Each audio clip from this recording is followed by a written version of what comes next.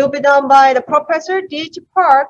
He is in the so Professor D.H. Park is in the School of Creative Convergence Education at Handong Global University, and he will give a lecture titled by a creation of monetary value for societal impact. Please welcome him. Hi, how are you? This is Namjoon Cho again, and then we're very honored to introduce the project 착한 차, led by the Professor D.H. Park. And he's going to give you a talk about creation of momentary value for society impact. This program is very exciting in a sense that they have a very interesting program they developed using the inspiration of engineering valuation, calculation, and so on. And there's collaboration with Kenya, South Korea, and Texas collaboration. We certainly want to join this effort through the Engineering Without Border program, as well as our society, the Korea Scientists and Engineering Foundation. And he's gonna give you a talk about how this creation of a momentary value for society impact that directly gonna apply to what we are doing as an engineer platform. So please welcome Professor D.H. Park. Hello everyone, I'm D.H. Park. I'm professor at Handong Global University. I teach Global Problem Solving Program, which is through which students can learn how to solve global problem by participating in a project to solve a particular problem. Today I'm going to present 착한 차, and let me show my PowerPoint. 착한 차 is an experiment. The hypothesis is a monetary value can be created if you solve a poverty problem for tea pickers. We are working on this project whether this hypothesis is true or false. Okay, would you care for a cup of tea? 착한 차. 착한 차 means tea in Korean and Chinese. 착한 means good in Korean, so 착한 차 means good tea. And tea is made out of this green leaf from Camellia sinensis called peckle. How many peckles a tea picker should pluck to make a cup of tea? About 30 peckles. To make 100 grams of tea, about 1,200 times. To make 10 kilograms of tea, she needs to pluck $120,000. A skillful tea pickers, hardworking tea pickers can pluck about 120,000 peckers, which is a lot. But by doing that, they make less than $5 a day. What about the cost of tea? To buy a cup of tea, you might pay about $5. The tea cost is less than about 10%, 50 cents. But how much does it go to tea picker? Less than 1 cent, 0.22 cents. And I have researched in various ways to find out, to make this table. This table is about how the price move from the tea in Kenya to the tea made tea in advanced countries. In the farmers, the farming areas, the farmer need to hire tea pickers or they have to pluck the tea by themselves. The cost for tea plucking is about $44. And to prune 4 cents, actually not $44, sorry, 44 cents. And pruning 4 cents, tipping, weeding, fertilizers, and they have to pay cess, which is a kind of tax, and over the cost, and it'll cost them 72 cents to sell the green leaves to the tea factory at $2.45 to make $1.73. And the factory manufacture the tea and sell the tea to the broker at $2.81. And there is a special auction market in Mombasa in Kenya, which is the largest export port. And Kenya is actually the largest tea exporting country in the world. And they export the tea at $3. And then it goes to packaging company, it becomes $15. And it moves through the custom clearance and transportation, and then it becomes $20 and go to the wholesale market, and they sell to the retailers at $50. And then consumers has to pay about $100 per kilogram of tea, which is a very long way. And now I'd like you to listen to this video. This is story about Terry, the first tea picker I have met 3 years ago in Kenya.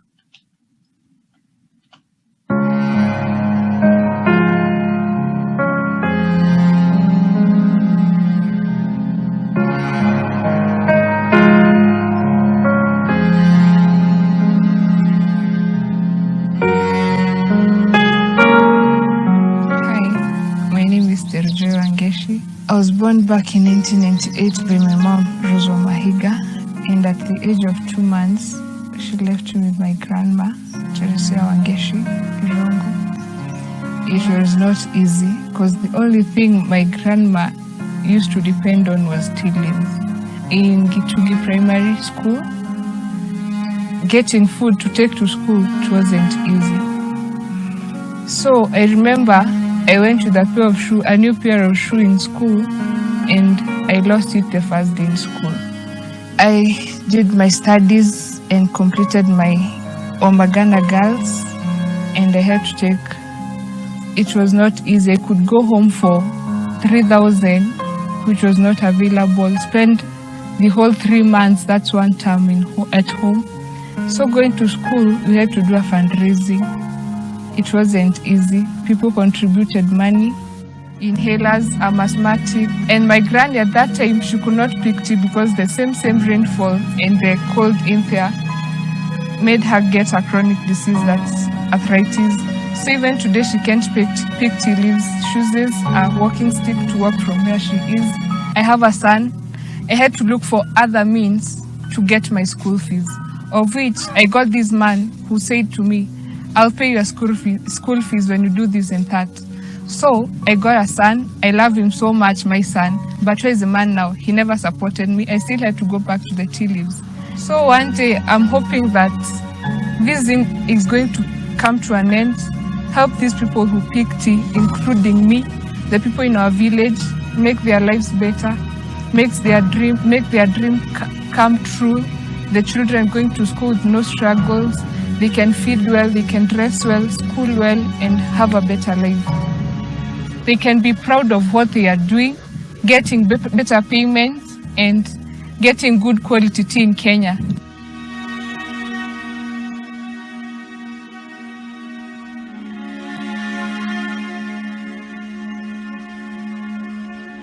I would really love to see the world come taste our tea.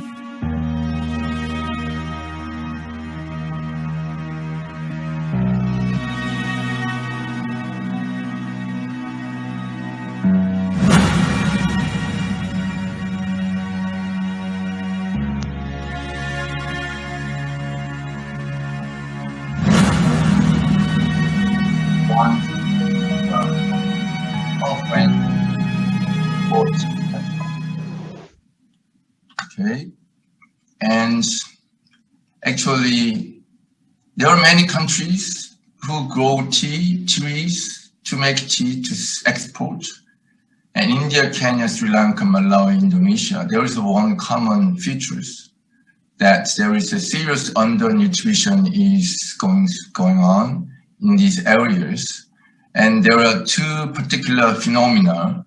One is stunting, the other is child mortality.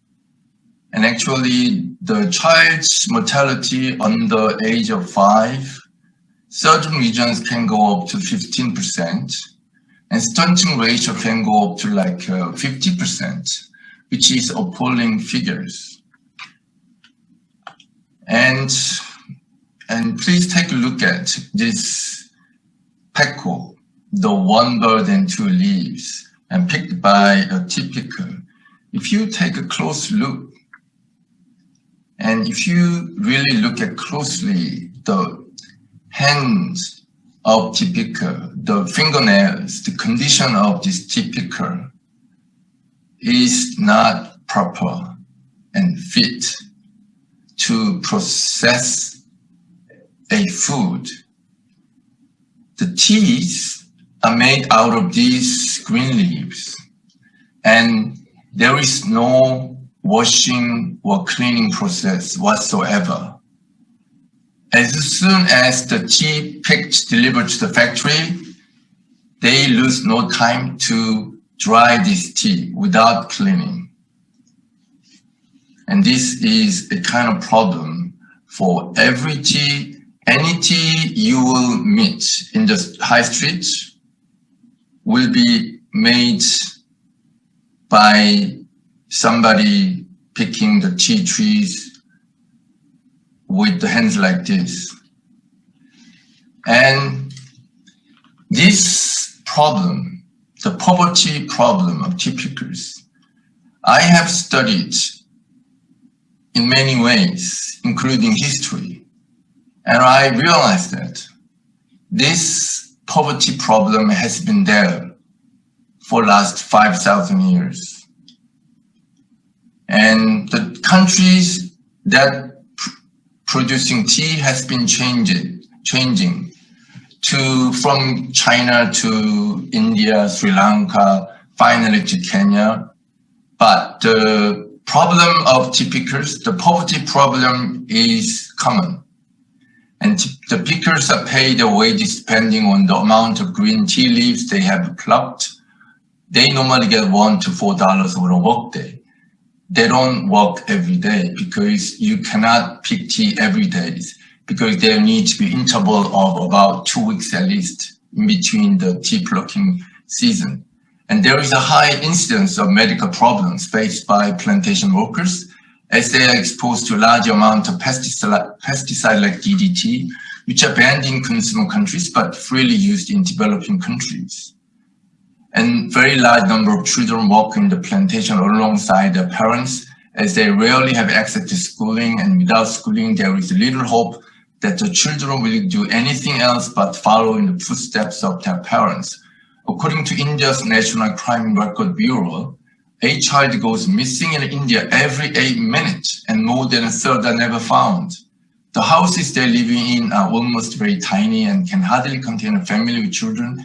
This forces most of them to leave their family in the rural areas.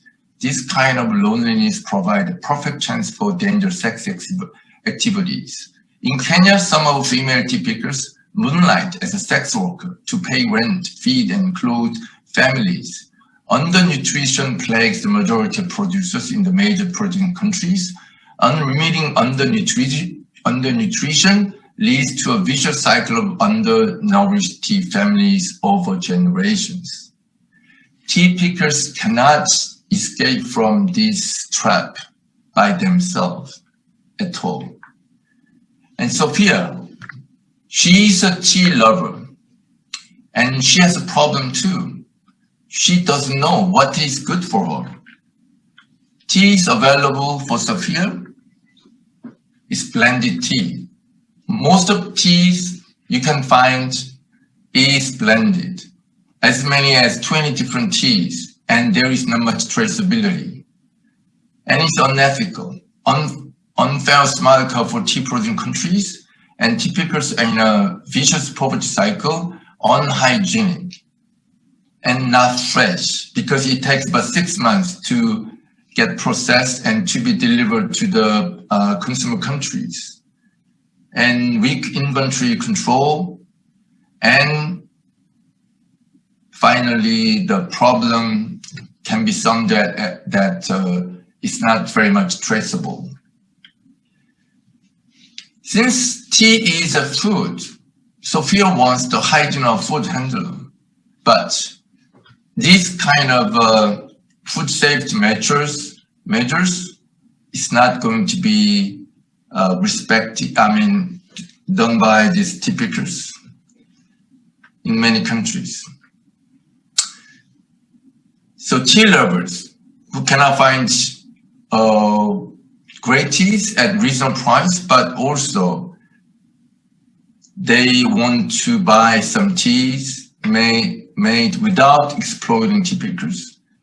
Retailers has problem too because they cannot source great teas at reasonable price, and they feel guilty by selling tea made by exploiting tea pickers, and they cannot source good tea they call it like specialty teas in a small volume at reasonable price.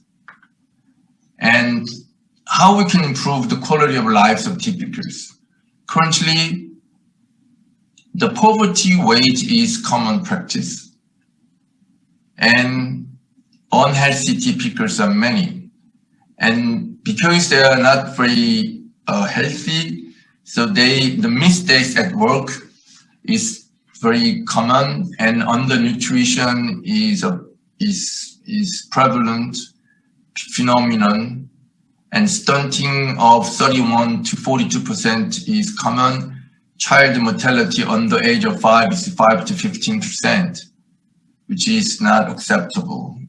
And hygiene of tea pickers are neglected, and there is no adequate access to toilet, no adequate access to safe water, and in certain countries like India, open defecation is also very common. And we want to change the situation into this, at least this level.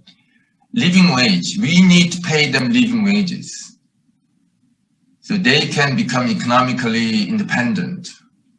And we need to have healthy tea pickers.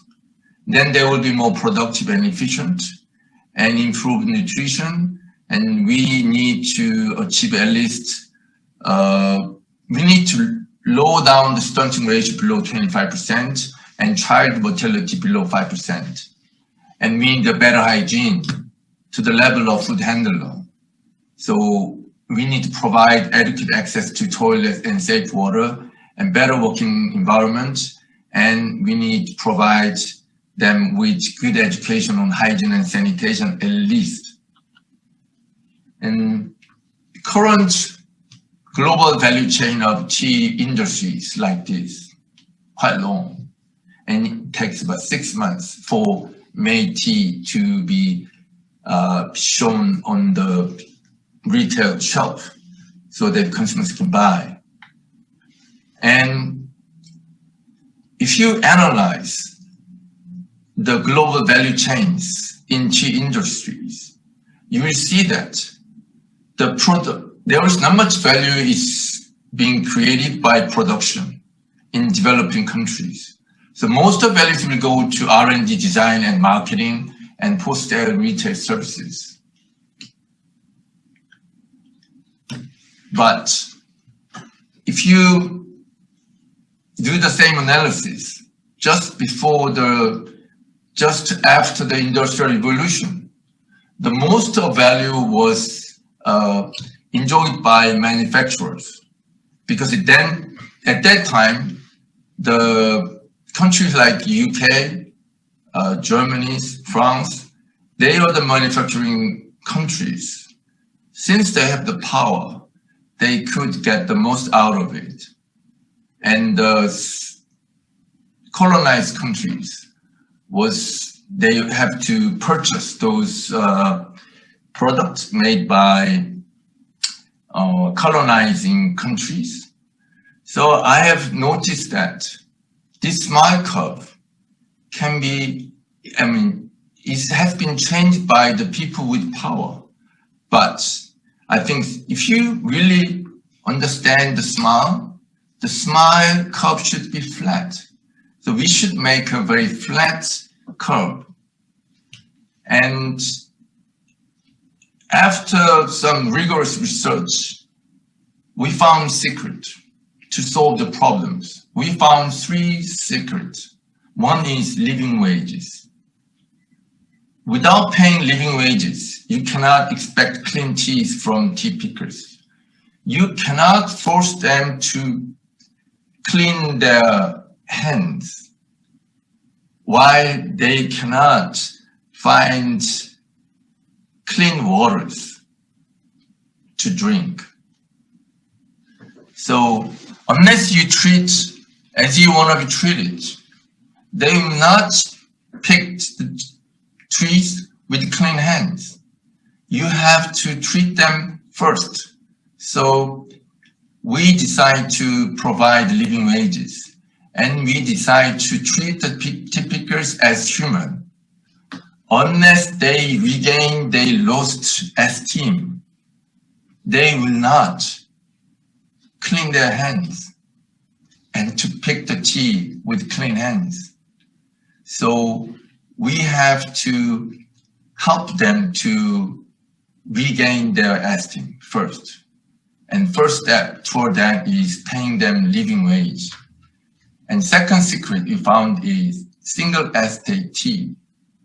You know, by blending 20 different teas, you can get very standardized taste of tea. But this is a very stupid way to do it. Think of wines. Think of French wines. There are so many different wines, different terroir, different cultivar, different style, different year. But if you blend it, suppose if you blend 20 different wines, no matter how expensive they are, if you blend them, you will have a very mediocre quality wines. We are doing the same thing for tea, which is very stupid way to do it. So instead of blending them, I want to split them out. So then we can get unique teas from a small tea garden or village reflecting terroir and climate conditions. And so, and we can create, we need to co-create by estate owners, because Kenyan people, they didn't know how to drink tea because it wasn't their favored beverage. And Kenya didn't have tea until they were colonized by British people. Until before the British people forced them to change the jungle into tea garden. We found another secret. Currently, the teas are blended. Suppose you have wines, very good wines from France, very expensive wines. You just bought 20 expensive wines, and suppose you blend it together. What do you want to get? Very mediocre wines, cheap wine. That's what has happened to tea. When Europeans found tea, they didn't know how to appreciate tea. So they decide to blend them to make a very standardized tea, because since Europeans didn't know how to appreciate tea at that time, because they didn't know about anything about tea. So the merchant didn't want to educate the European consumers about the different style, uniqueness of each different tea from each different regions. They just want to make a very standardized commodity so that they can sell in a scalable way. So they blended them. So I found this as a second secret. So if you split them up, you can have a beautiful, unique teas. And in Kenya, there is 300,000 tea farms. and each region is very different. So in theory, we can make 300,000 different specialty tea. And we have found just one village called Tumoy village. And I have worked with Boaz, the owner of the tea factory, to create a very unique tea, which is the Chakan Black. And I hope you can enjoy it. And this is a tea, it's so great. And so we should create single estate tea together with the estate owners, and we have to make it very ethically made and to be processed by the best practice. Since the Kenyan people didn't know anything about tea before the British people forced them to cut down the trees and to grow tea trees and pick tea leaves, they were forced to do the labor. They never learned how to enjoy the tea. So I was really surprised to find out that. So I had to bring a tea master to Kenya, and we made the tea, and we served the tea with the Kenyan tea and served them. The Kenyan people were so pleasantly surprised by the quality of tea. So we made them to appreciate the beautiful taste of the Kenyan tea by Kenyan people. So we helped them to make a great teas. So somehow we done it. And also I had to work very hard with the Boaz to increase the level of the hygiene toward the hygiene level of food handlers, of their tea factories and of their tea gardens. And third secret I found is, we can create a new global value chain. You don't have to rely on the existing one. We can simply make very shorter and faster through this intermediation, wiping out all the middlemen, and to be more fair global value chain and very traceable through farm to cup online platform. So this is how we have done it. Very short, smart global value chain. Farmers they pick the tea with clean hands, and the factory manufacture a very clean environment and package them, and consumers can buy from online tea store, chakancha.com, and DHL will deliver the tea from Kenya to the consumers. And if you do that, then the very long supply chain will be shortened like this. And this is some kind of hypothetical calculations. So retail consumers doesn't have to pay higher price. They can still pay the $100 for 1 kilogram black tea, but we can triple the wage levels of the tea pluckers, along with every laborers who is involved with this tea farming will get 3 times higher labor charges, and then the farmers will have a higher margins. And even though if we suppose we have to pay like $45 to DHL for the shipment, we still can make about $10 of margins. So Chakancha has been created. So Chakancha is single origin tea. It is clean tea and fresh and made with the living wage. And actually we are going to do more than paying the living wages, because when we calculate this impact table, suppose one typical can pick 15 kilograms of green leaves, and that will be transformed into 3 kilograms of black tea. And suppose they work like 15 days a month, and then they can one typical can make 45 kilograms of black tea. And suppose we are selling the tea very good, since it's very good quality tea, we can sell the 1 tea pack, which is 60 grams, at $20.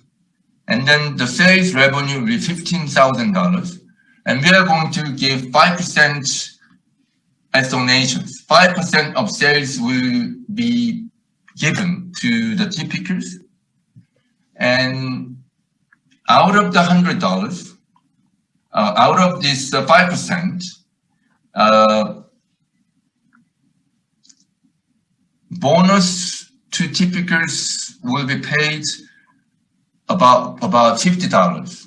Since the BOAS has been treating the tea pickers relatively very well compared to other tea factories, he's been paying like $100 per month, which is about 6-7% higher than the other factories. So if you pay $50 more, then the tea pickers will start to get $150, which is about the reasonable level of living wage. Even though it looks so tiny to you, but for Kenyan people living in a village, $150 they can still get by with this level. And then even though we pay $50 out of $750 of donation, there will be $700 you will left. This money will go into the village development fund.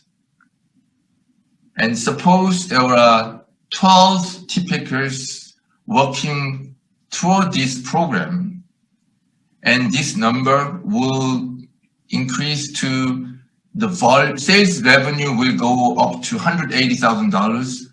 5% donation will become $9,000. And the tea pickers will get $600 more salary, but they still have $8,400 of money per month to use for the development of their own village. And tea pickers will become change agents of the village. And tea pickers will decide what to do with the budget. And I think they can change whole village. And GPS lab students will help them, because we can meet them over Zoom. So we have been doing this. So we have been communicating with the BOAS and tea pickers via Zoom, and it has been working very well, very nicely. That's how we could come to your current stage. And we're going to upgrade the Wi-Fi system, and then there will be a weekly Zoom meetings with GPS lab and tea pickers. And tea lovers can also participate in this meeting. So some of the tea lovers will render pro bono services to help tea pickers build their own village. So this is how it works. Customers will pay money with love through Chakancha, and tea pickers will provide tea with love. Then direct relationship between customers and tea pickers will be established.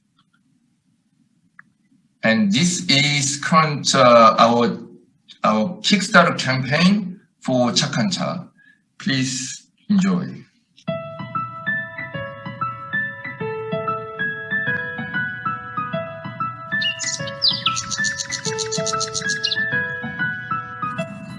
Welcome to Tumoy Tea Farms. Nestled in the rolling Nandi Hills of Kenya, Tumoy Tea Farms has been in the Kata family for generations, and other members of the Tumoy community come here to work hard and provide for their families. Despite Kenya being the world's largest tea exporter, the tea pickers of Tumoy have been making unlivable wages for years, and that's where we come in. Cha is an international collaboration between Kenya, Korea, and Texas to redistribute funds to these workers while distributing high-quality black tea to you and to me using innovative new logistics. But we need your help to make this happen. By supporting our Kickstarter, you bring Tumoy truly livable wages, educational opportunities, stronger Wi-Fi connection, and any other community needs we can help them achieve. That's the power of a good cup of tea. Our Kickstarter has a variety of special offers so you can send your love all the way from Kenya to your loved ones worldwide this holiday season. So share love, share tea, share Cha.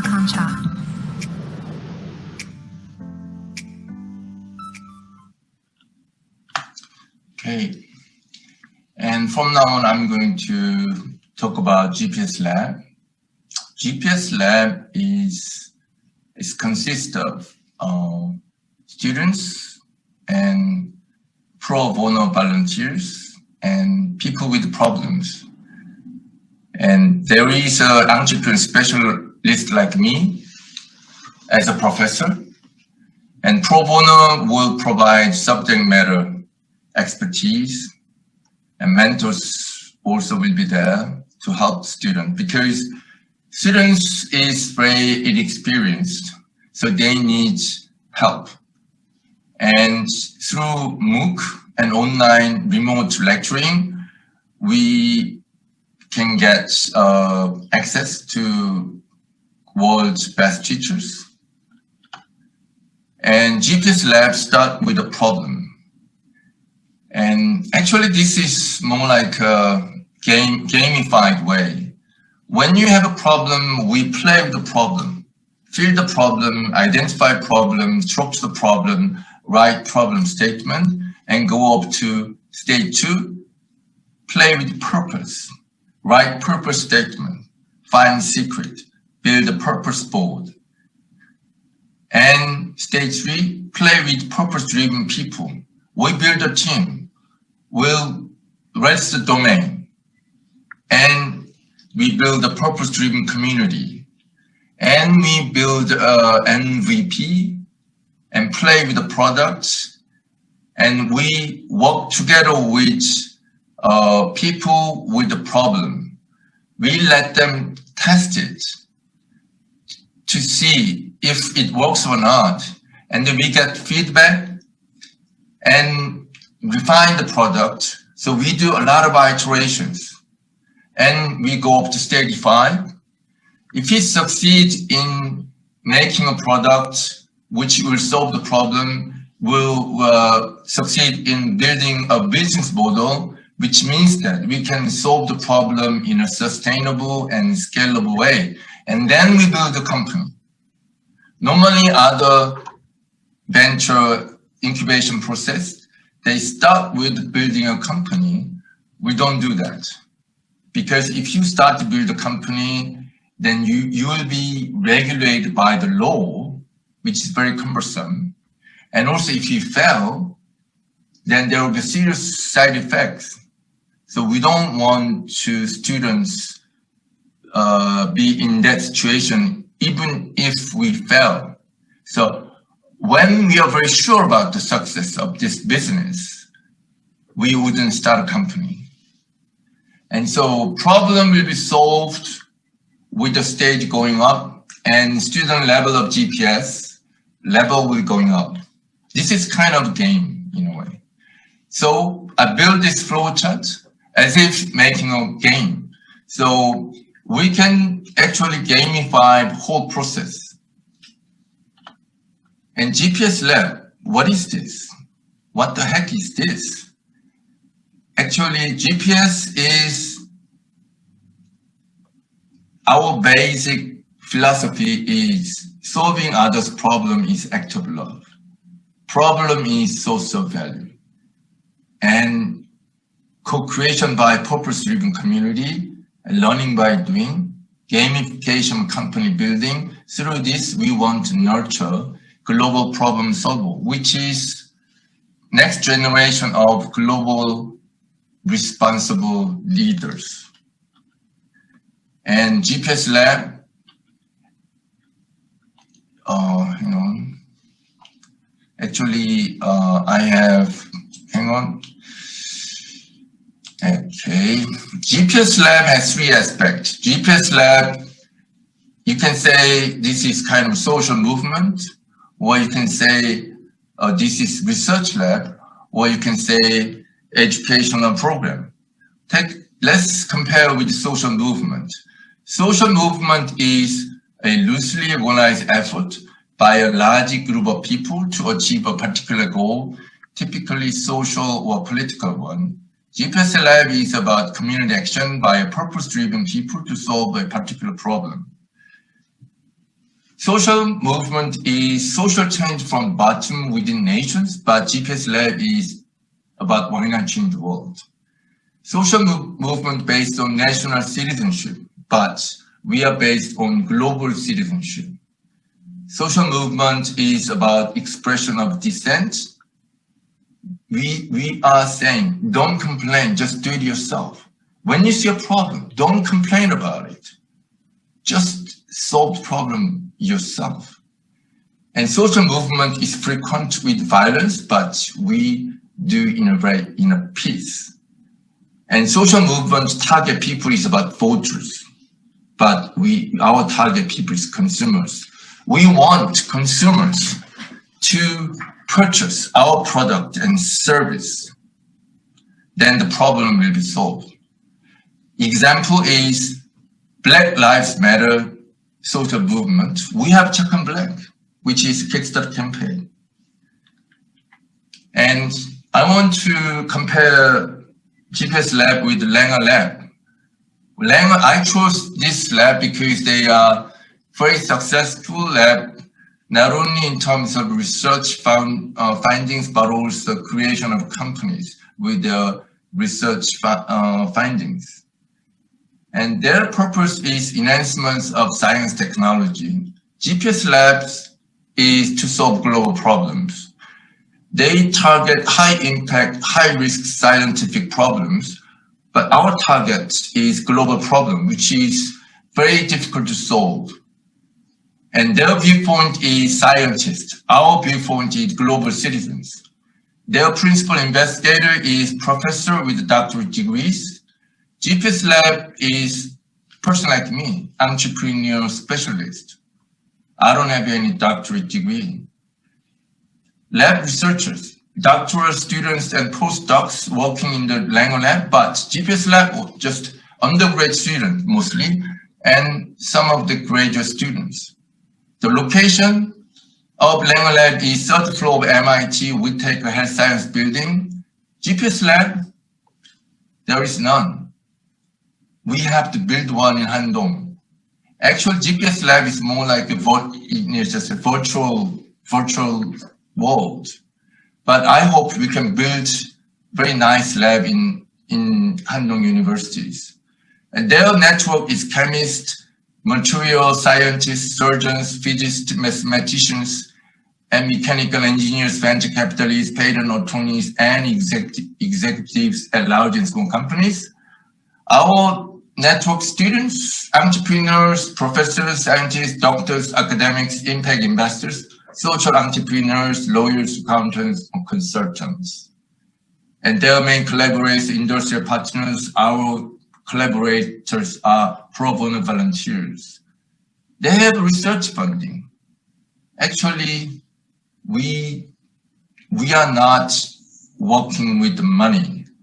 They always demand, oh, I need some kind of backings, I need office, but GPS Lab doesn't ask for that kind of things.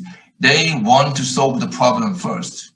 And then they work with the people who volunteer. So we don't need money in place before we start this project. And their endpoint is new company. They have already made about 12 companies and over 100 licensing deals. We want to create a new global value chain to make current one obsolete. Their approach is interdisciplinary and multidisciplinary. Ours called transdisciplinary. We don't care what it takes. We just want to solve the problem. And their architecture is open, ours is collaboratory. And they are working from 1994, we are since 2018. And I like to really talk about this thing because I think the best university in the world is Harvard. And because they become so famous, I think because their case study. Case study is about 100 years old educational program. Actually, what case study means is they want to copy what has happened nicely before. And what has happened is this. When somebody in a situation, some kind of competing situations, and they have a very limited resources, and they made a strategy, so they increased the efficiency, and they somehow could beat the competitors, and they maximized the profit for their shareholders, and they use the advantages. And school teach students, so students can do the same thing. So what has happened after teaching case study style for 100 years? There were so many students learn how to do it, and they succeeded, and they become rich. But what has happened? The world is flushed with products that consumers don't like it. They don't really appreciate it. And so much wealth has been created, but with that, they create so many, poor people as well. And environment has been, as a victim of this success. So I think this is wrong. The way they teach students is so wrong because they are ruining this earth and they are ruining people's lives, and also people actually who succeeded in this way. I don't think they are really happy about it. I'm sure they were rich, but I'm not sure whether they are really happy about it. So I want to teach in a very different way. This is live in action. We don't want to maximize the profit. We want to solve the problem of people. We don't want to compete against other people. We don't want to compete. We don't want to really, like a strategy is about winning a war. It's about killing people, isn't it? We want to use wisdom. We want to approach in a holistic way without hurting environment, without hurting other people's lives. I think efficiency is not really important. Relation is more important. In the same university, the Harvard University research, the longest research about happiness is actually relationship is the most important factor for the happiness of the people. But they have been teaching their students go for the efficiency. No, relation is more important. And this actually, you shouldn't teach students to taking advantage, but actually it's about giving advantage. And this is reality based. And it's only 3 years old. I hope, universities start to teach in a very different way. Because if you teach their way, I think the Earth situation is not going to improve at all. And we have some experiments going on. 착한차 is the first one. And actually students working on GPS program development. Actually, the way the GPS program is I personally developed, but I want my student to help me to develop better. And 착한 jade is about the blood jade in Myanmar. And actually the secret I found is the jade can be used for industrial uses, like they can be used to replace microbead. And so actually we think we can create a sustainable jade global value chain for Kachin people, the Christian people in Myanmar.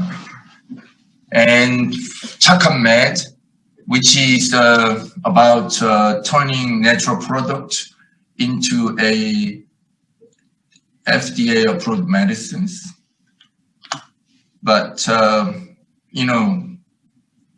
착한 차 is a project that we could do it. We have used only very low tech and no level of knowledge. But if you can join us with your advanced level of science technologies, then I think we can build so many global problems so well. So please join us to build GPS Lab together. And I hope you enjoyed this lecture or speech. And I hope you can think about how you have been learning and teaching your students, the way you've been working to develop, to find a solution for your work. But somehow, I hope you can understand that there's a different way. And I hope you can have a second thought about the way you have been operating, and you might want to join me in the future. I hope I can see you again soon. Thank you. Thank you very much, Professor Park. So I have one question, and then I believe a lot of people right now chatting to asking you a question, and then you have an email there. I believe people are going to be contacting you if they have a further question. However, as an engineer, how can we actually contribute? Because the reason I'm saying that is that we have a group of people in Singapore, Engineer Without Border, and then also your activity is very well aligned with our activity of Korea Asia Society, and then not just from the Africa continent problem, but Southeast Asia, there is a lot of poor country. If we employ your strategy with the different project also, that is very much feasible, I believe. I can feel that very much feasible to employ. So as an engineer or scientist, how can we contribute? For example, your example, the 착한 차 project right now you're doing. Okay. I hope you people can join 착한 차 project, because this is not about one person, one group of people's work. It could be anybody's work. So if you join, this is like community. So you are more than welcome to join this community. And please join 착한 차 project, and to make it work, and to prove that the hypothesis is true, you can actually create monetary value if you solve problem for others. So, okay, let's start with tea pickers. Just one example. And there are 3 million tea pickers in Kenya. And there are 27 million people in countries like Uganda, Tanzania, Sri Lanka, India, and China. So have to, if we build a sustainable global platform to solve some of those 30 million people, we can start to go to other agricultural products, such as coffee, olive oil, sesame oil, and cashew nuts. And it can be adapted to so many different products. And we can start to look over other things, not just agricultural products. Actually, it can be anything. Any product, any service can be done in a very different way. So any people with any discipline, whether he has a doctorate degree or no degree at all, doesn't matter. There's always some work for them to do. Please join us. And also, you don't need some physical space to do it. We can meet over Zoom. We can do it, and we have a virtual space. So this virtual space is so wide. So, any number of people can actually meet together in virtual space. So we can build a new world. We can change the world together. All right, thank you very much. I believe a lot of people are gonna interested in, and then if I get the information, I will pass it to you. And then of course, also for the Engineer Without Border people, gonna be excited about, or they will think about how they can actually collaborate with your project activity and so on.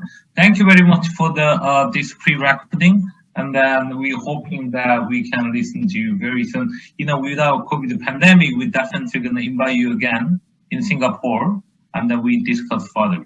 Thank you very much. Thank you, Dr. Joe. Bye-bye. Bye. Thank you.